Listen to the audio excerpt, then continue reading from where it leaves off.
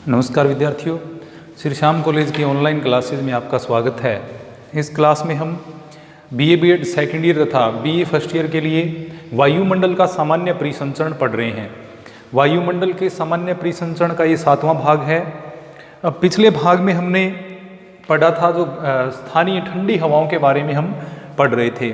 तो स्थानीय ठंडी हवाओं में हमने मिस्ट्रल,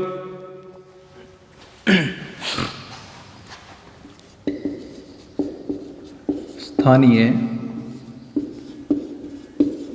ठंडी हवाएं या पवने, जो स्थानीय ठंडी पवने हैं उनमें हमने मिस्ट्रल जो कि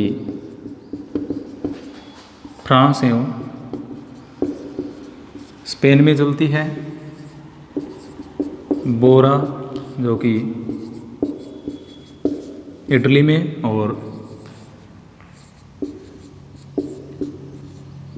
ब्लिजर्ड जो उत्तरी अमेरिका और साइबेरिया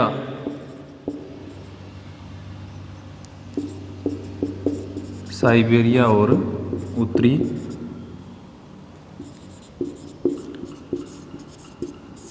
अमेरिका वाला जो क्षेत्र है उसमें मुख्यतः चलती है। इन पवनों के बारे में हमने पढ़ा था। यानी ठंडी स्थानीय जो पवने हैं उनमें हमने 3 पवनों को पढ़ा, मिस्ट्रल, बोरा और ब्लिजर्ड। ब्लिजर्ड जो पवने हैं, यानी ब्लिजर्ड पवने जो हम पढ़ रहे थे, ब्लिजर्ड पवने दक्षिणी ध्रुव और उसके बाद में साइबेरिया है, कनाडा है, उत्तरी अमेरिका जो है उसमें चलती है। और हमने पढ़ा था भी ये हिमकणों से युक्त होती हैं जिनके कारण दृश्यता नष्ट हो जाती है। और ये अत्यधिक तीव्र यानी प्रचंड गति से चलने वाली ठंडी हवाएं हैं। इनकी गति 80 से लेकर के 96 किलोमीटर प्रति घंटा की होती है, यानी अत्यधिक तीव्र गति से चलने वाली ये पवने हैं। अब संयुक्त राज्य अमेरिका में ये क्या है, जो यानी अलग अलग क्षेत्रों में इनको कुछ अलग नामों के साथ भी जाना जाता है। तो उसको हम ब्लिजर्ड के अलग नाम भी कह सकते हैं, या इनको अलग पवनों के रूप में भी पूछा जा सकता है। यानी ये जो बर्फीली आंधियाँ होती हैं ब्लिजर्ड एक प्रकार से, तो जैसे ये जो पवने संयुक्त राज्य अमेरिका का जो पश्चिमी पूर्वी जो धरातलीय अवरोध जो होते हैं उनके कारण ये पूरा जो मध्यवर्ती मैदानी क्षेत्र है, यानी पर्वतीय क्षेत्रों के बीच हम देखें तो जो मध्यवर्ती अमेरिका है वो कैसा प्रदेश है, मैदानी, और उसको ये पूरे क्षेत्र को प्रभावित करती हैं। और उस क्षेत्र में यानी तापमान को ये गिरा देती हैं और ये प्रभावित करते हुए कहाँ तक पहुँच जाती हैं, जो उत्तरी अमेरिका या यूएसए के दक्षिणी जो प्रांत हैं यानी दक्षिणी क्षेत्रों में चली जाती है। अब उत्तर से ये दक्षिणी क्षेत्रों की तरफ आएंगी, इसलिए इनको क्या है,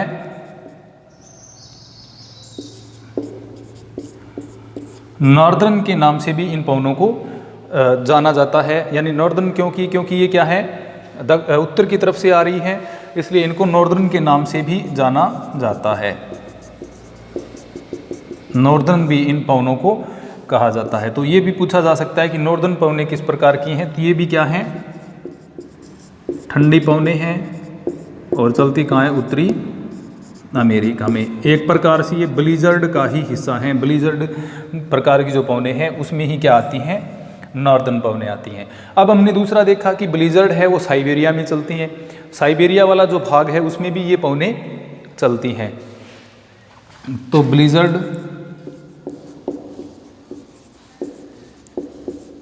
साइबेरिया, यानी साइबेरिया वाले भाग में भी जो ठंडी पवने या ब्लिजर्ड चलती हैं, और यहाँ पर इन पवनों को किस नाम से जाना जाता है, बुरान के नाम से जाना जाता है। तो ब्लिजर्ड को साइबेरिया में बुरान कहा जाता है।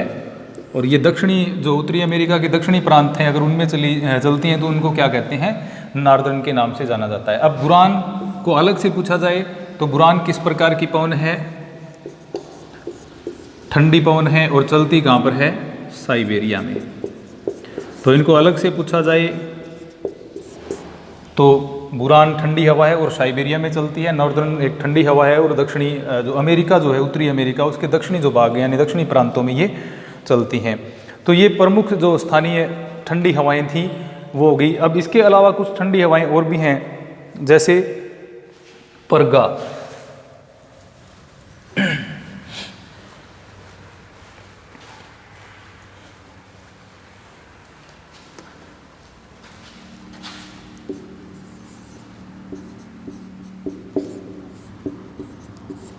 परगा भी क्या है, एक ठंडी हवा है, और यह कहाँ पे चलती है, रूसी जो टुंड्रा प्रदेश है उसमें चलने वाली जो बर्फीली हवा है, कहाँ पर चलती है,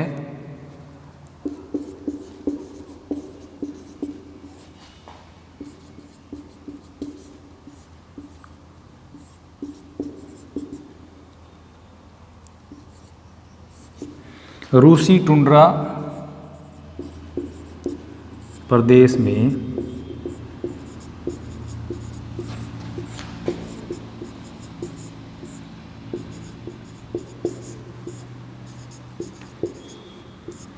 तो परगा क्या है, रूसी टुंड्रा प्रदेश में चलने वाली एक ठंडी पवन है। अब जैसे टुंड्रा एक प्रकार की जलवायु होती है जहाँ पर क्या निम्न तापमान पाया जाता है, टैगा और उससे ऊपर यानी और न्यून तापमान हो जाए उस क्षेत्र की जलवायु को क्या कहा जाता है, टुंड्रा, क्योंकि इस क्षेत्र में केवल टुंड्रा वनस्पति ही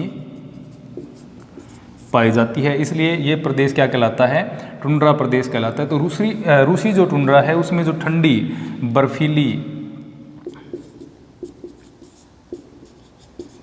और प्रचंड जो हवाएं चलती हैं वो क्या कहलाती हैं, परगा कहलाती हैं। तो परगा रूसी टुंड्रा में चलने वाली एक ठंडी पवन है। इसके बाद एक नेक्स्ट जो पवन आती है वह है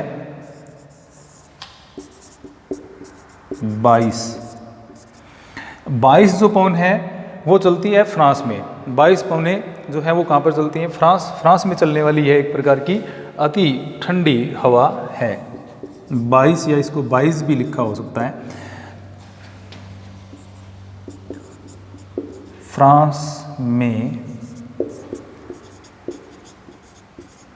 चलने वाली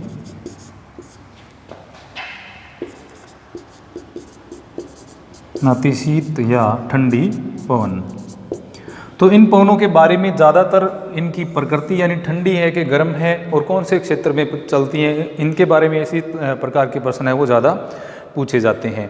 तो परगा जो है वो चलती है रूसी टुंड्रा में, और 22 जो है वो चलती है फ्रांस में चलने वाली एक ठंडी पवन है। इसके अलावा आती है लेवेंडर।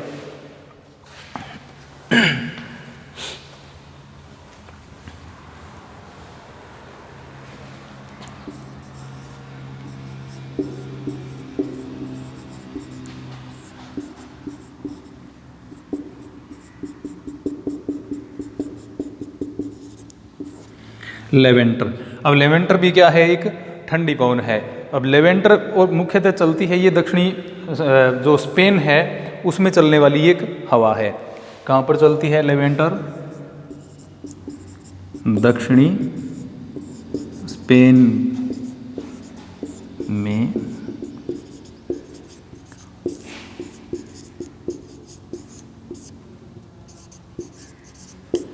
अब ये जो ठंडी पवनें चलती हैं विशेषतः ये इनके क्या हैं, स्थानीय नाम है। जो ठंडी पवनें मोटे तौर पर हम देखें जो बड़े ठंडी पवनों के प्रवाह हैं उनको स्थानीय स्तर पर अलग अलग नाम दिए गए हैं। जैसे ठंडी हवाएं जो स्पेन में चलती हैं वो क्या कहलाती हैं, लेवेंटर कहलाती हैं। अब ये ज़्यादातर इनकी जो दिशा है वो पूर्व से पश्चिम की ओर होती है, पूर्व से पश्चिम।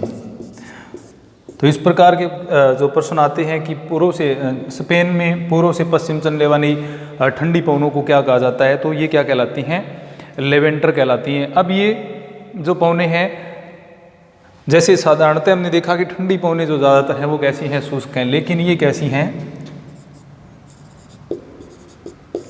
आर्द्र एवं ठंडी पवनें। अब जब आर्द्र एवं ठंडी पवनें होंगी तो किसके निर्माण में सहायक होंगी, कुहरा निर्माण। तो आर्द्र एवं ठंडी पवनें होने के कारण लेवेंटर जो पवनें हैं वो क्या करती हैं, कुहरे का निर्माण करती हैं, यानी कोहरे वाले मौसम के आविर्भाव जो होता है यानी कोहरे वाले मौसम की उत्पत्ति में ये सहायक होती हैं और ये ज़्यादातर कब चलेंगी? सर्द काल में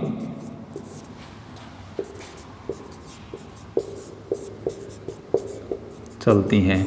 तो लेवेंटर दक्षिणी स्पेन में चलने वाली पवनें हैं, पूर्व से पश्चिम की ओर चलती हैं। इनमें आर्द्रता पाई जाती है और आर्द्रता पाए जाने के कारण ये क्या करती हैं? कोहरे वाले मौसम के निर्माण में सहायक होती है, यानी कोहरा उत्पन्न करती हैं, जिसके कारण क्या हो जाती है? दृश्यता है वो कम होती है। और ये ज़्यादातर जो है अधिकांशतः कौन से समय में चलती हैं? सर्द काल में चलती हैं। तो लेवेंटर हो गई स्पेन में चलने वाली ठंडी पवनें। इसके बाद नेक्स्ट जो है वह जो पवन है इसको कहते हैं पेम्पेरो।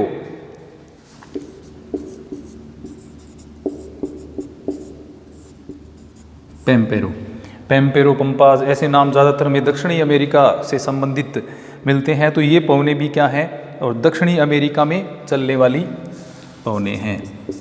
दक्षिणी अमेरिका, खास प्रदेश क्या कहलाता है? यहाँ का पंपाज। तो ये दक्षिणी अमेरिका के पंपाज प्रदेश में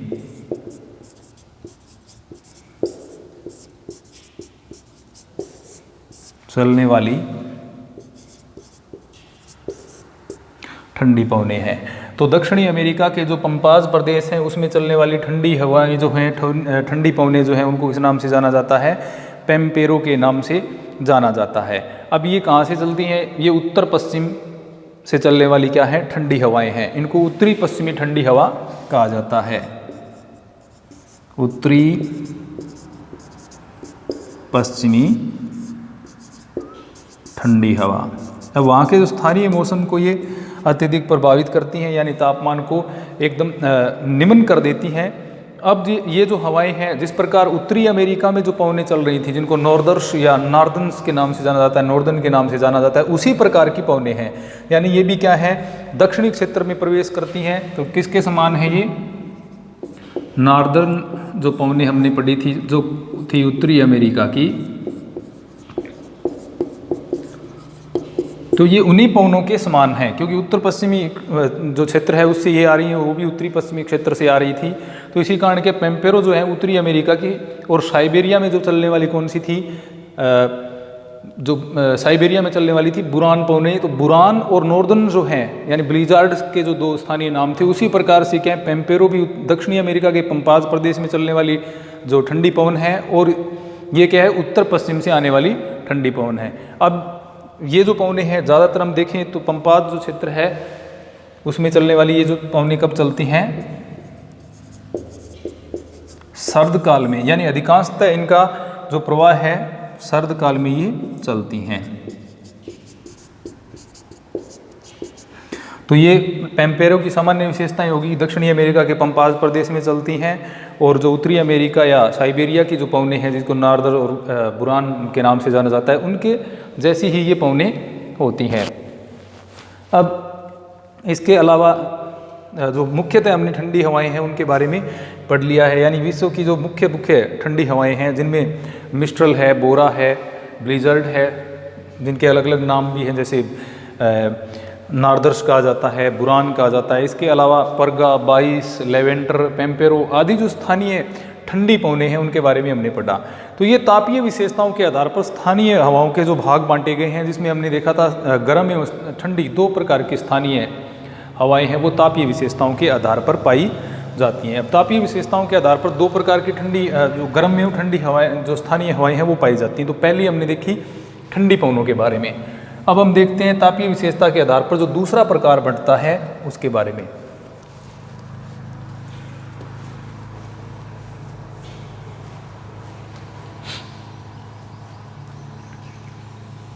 तो स्थानीय पवनों के हमने देखे थे दो प्रकार हैं, एक ठंडी स्थानीय पवनें और दूसरी है गर्म स्थानीय पवनें। तो दूसरा भाग देखते हैं हम,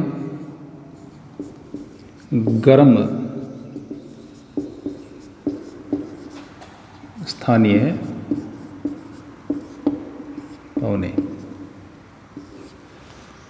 अब गर्म स्थानीय पवनों में उन पवनों को सम्मिलित किया गया है जो अपनी तापीय विशेषताओं में, यानी विशेषता ये कैसी होती हैं, गर्म होती है। तापीय विशेषता है इनकी गर्म होना। ठंडी हवाएं हैं वो तापमान में गिरावट कर रही थी, उसी प्रकार गर्म स्थानीय हवाएं जिस क्षेत्र विशेष से या जिस स्थान विशेष पर ये चलते हैं उस स्थान विशेष के तापमान को बढ़ाने का कार्य करती हैं, इसलिए इनको क्या कहते हैं, गर्म स्थानीय हवाएं इनको कहा जाता है। अब गर्म स्थानीय हवाओं में सबसे पहले जो हम पवन पढ़ेंगे वो है चिनुक।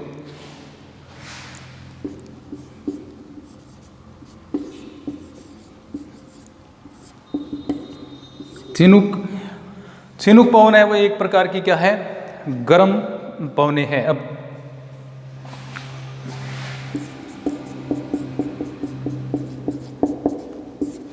चिनुक, और ये कहाँ पर चलती हैं, उत्तरी अमेरिका। उत्तरी अमेरिका में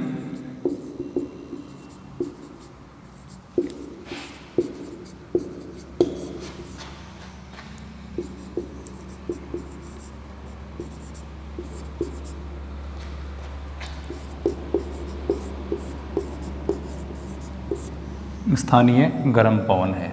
तो यह उत्तरी अमेरिका में चलने वाली स्थानीय गर्म पवन है। अब चिनुक जो है वो क्या है, पर्वतीय ढाल को पार करते हुए आती है, यानी ये पश्चिम की ओर से चलने वाली पवनें हैं जो कि पश्चिम से पूर्व की ओर चलती हैं।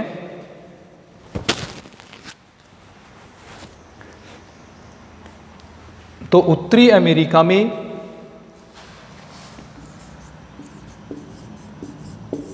पर्वतीय ढाल के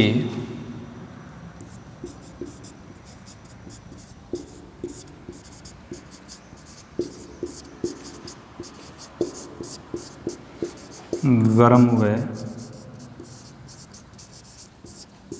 शुष्क जो पवनें होती हैं उनको किस नाम से जाना जाता है, चिनुक के नाम से जाना जाता है। अब ये कौन से पर्वतीय ढाल को पार करके आती हैं,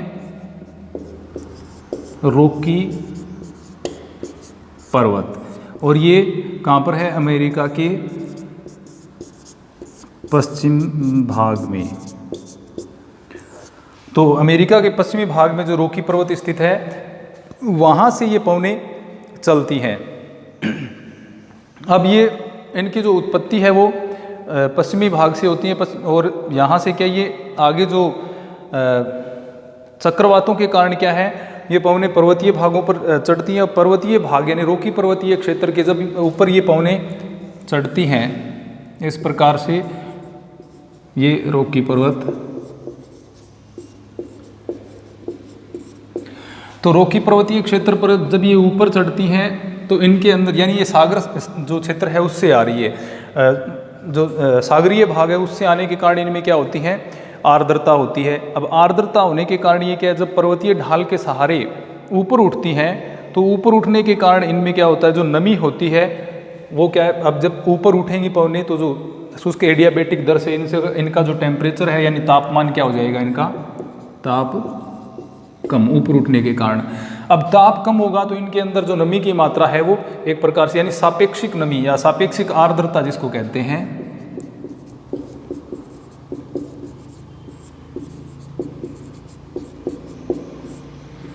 सापेक्षिक आर्द्रता में क्या होगी, वृद्धि होगी, यानी ये हवाएं कैसी हो जाएंगी,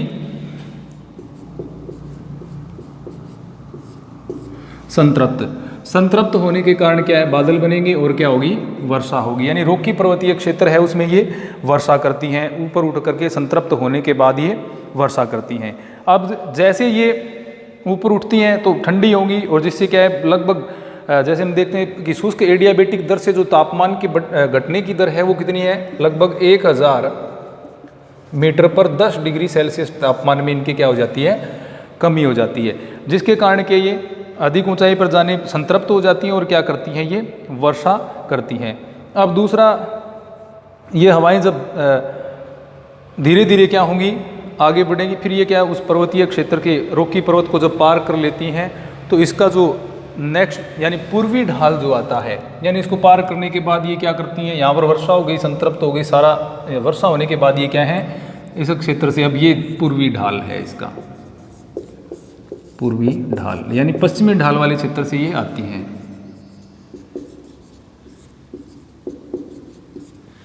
अब पूर्वी ढाल में जब ये नीचे उतरेंगी तो नीचे उतरते समय वही शुष्क एडियाबेटिक जो दर है उसके साथ में इसका उसी प्रकार से तापमान क्या हो जाएगा थोड़ा सा। अब ये पहले जब ऊपर चढ़ी तो तापमान इनका क्या हुआ, घट गया था, लेकिन नीचे जब ये उतरती हैं तो संपीड़न के कारण ये प्रति 1000 मीटर की जो ऊंचाई जो नीचे आएंगी तो उससे इसका 10 डिग्री सेल्सियस टेम्परेचर है वो क्या हो जाएगा, एक प्रकार से बढ़ जाएगा यानी गर्म हो जाएंगी।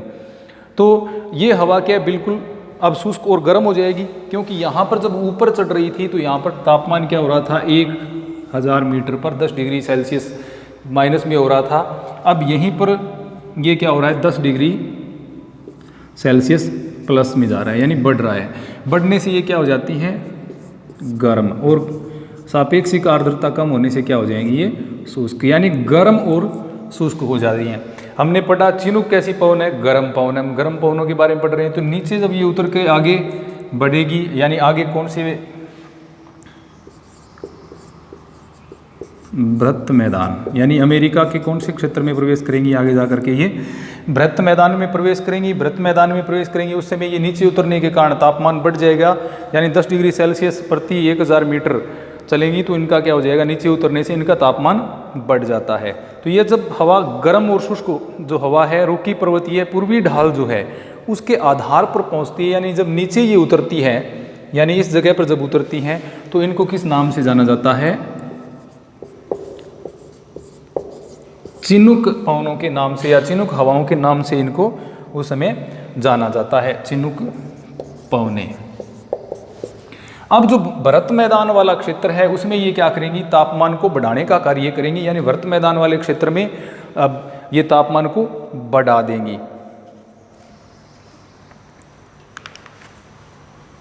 अब ये पवने जो दक्षिणी कोलोराडो वाला क्षेत्र है उससे बहते हुए कहाँ तक पहुँच जाती हैं, कनाडा तक ये पहुँच जाती हैं। अब इस क्षेत्र के ये तापमान को क्या करेंगी, बढ़ाने का कार्य करेंगी। अब ये पवने चलती कब हैं, शीत ऋतु में। शीत ऋतु में ये पवने चलती हैं।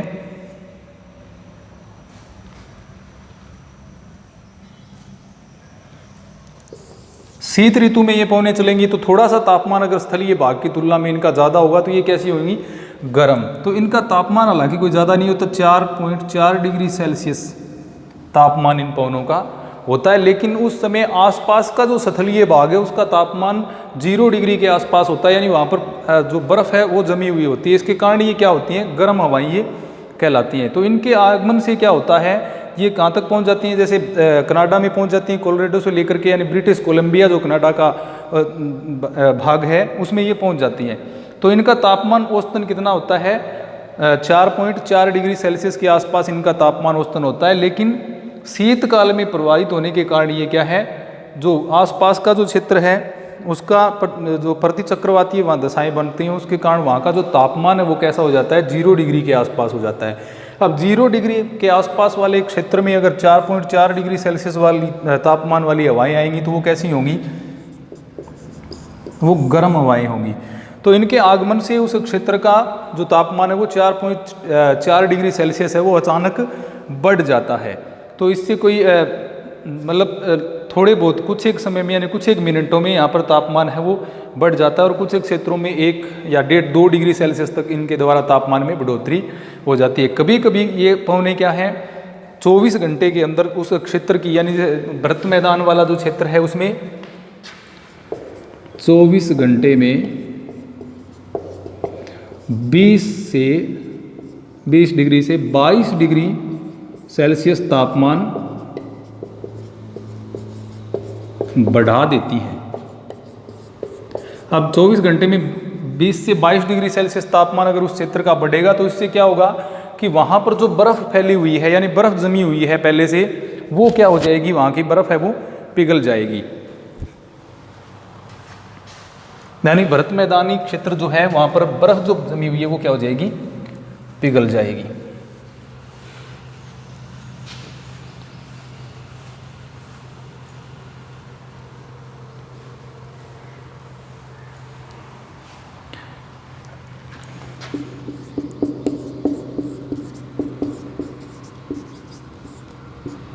अब बर्फ पिघल जाएगी, इसी कारण इन पवनों को क्या कहा जाता है, स्नो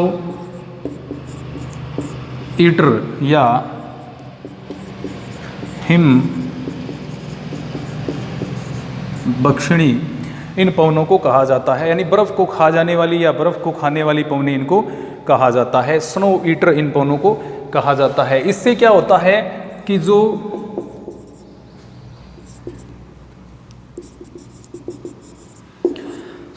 वृत्त मैदान है अमेरिका का, उसमें क्या होता है, बर्फ पिघल जाती है। बर्फ के पिघलने से क्या होता है, हरी घास उगती है और इन पवनों के कारण क्या है, चारागाह वर्ष भर खुले रहते हैं। क्योंकि वहाँ पर अगर वास्तविक तापमान देखें इन हवाओं के बिना तो तापमान कम होता है, 0 डिग्री के आसपास, जिसके कारण क्या है, बर्फ़ जमी रहती है। लेकिन जब ये पवनें रॉकी पर्वत को पार करके आगे बढ़ती हैं पूर्व की ओर, तो रास्ते में तापमान ये बढ़ा देती हैं, जिसके कारण वृत्त मैदान में जो बर्फ़ है वो पिघल जाती है। इसलिए इनको हिम बक्षिणी या स्नो ईटर के नाम से जाना जाता है। और हरी घास उगती हैं, चारागाह है वो वर्ष भर खुले रहते हैं। और इसी के कारण क्या होता है, जब ये बसंत काल के समय में जब ये प्रवाहित होती हैं तो इसके कारण क्या हो जाता है, जो गेहूं की बुआई है वो बसंतकालीन गेहूं है वो शीघ्र इसकी बुआई है वो प्रारंभ हो जाती है। बसंत कालीन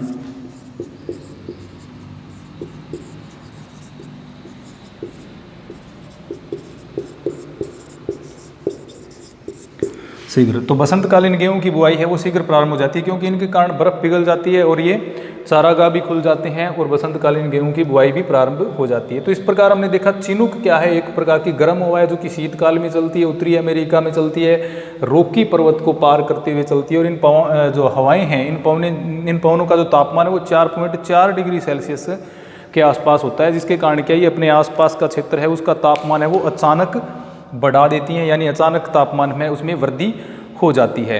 इसी कारण क्या इनको गर्म पवने कहा जाता है, क्योंकि आसपास के क्षेत्र के तुलना में इनका तापमान ज़्यादा होता है और इससे बर्फ़ पिघल जाती है। बर्फ़ पिघलने के कारण ही इन पवनों को स्नो ईटर या हिम बक्षिणी कहा जाता है। तो ये चिनूक एक गर्म स्थानीय हवा थी। अन्य गर्म स्थानीय हवाओं के बारे में हम अगले अध्याय में पढ़ेंगे। धन्यवाद।